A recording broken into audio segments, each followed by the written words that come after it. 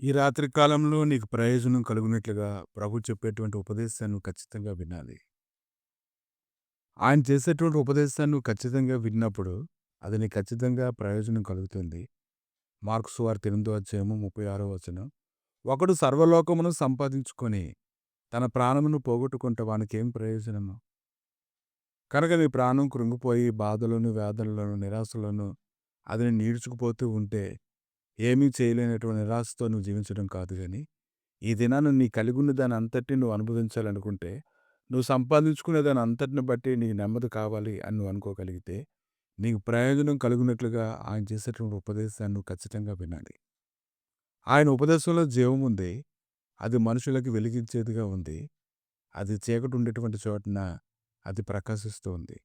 కనుక నువ్వు జీవించడానికి గాను, నీ ప్రాణం నెమ్మదిగా ఉండడానికి గాను ఆయన ఉపదేశాన్ని విను. ఆమేన్.